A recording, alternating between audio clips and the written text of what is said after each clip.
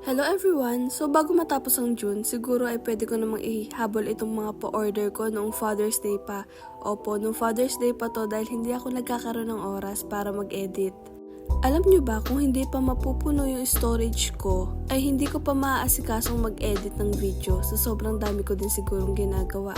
Tapos habang naghahanap ako ng mga pwede ko nang i-delete na video, nakita ko nga itong mga video ko ng Father's Day. Ayun, naalala ko hindi ko pa pala ito na-edit at patapos na ang June, so pwede ko pa siguro ihabol dahil June pa naman, diba?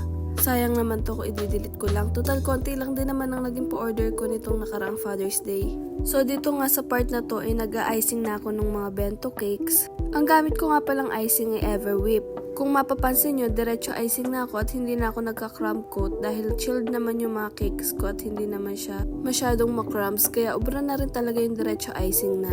Isang design lang talaga yung available sa akin nitong Father's Day, kaya lang maraming nagpahabol ng customize or gusto nila ibang kulay daw. Eh sino ba naman ako para tumanggi, diba? After ko ma-icingan, diretso ko nang nilalagay doon sa pinaka-bento box, tapos sabay-sabay ko na rin silang nilagyan ng tong design. Alam nyo ba, 1 month pa bago mag Father's Day, nagpa-order na ako, nag-start na ako mag-post ng pa-order.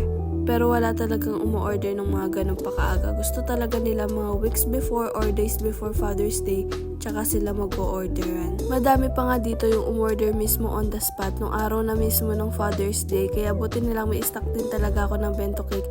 And nagpapa-extra talaga ako ng mga cakes na hindi pa na-icingan just in case na may umorder pa.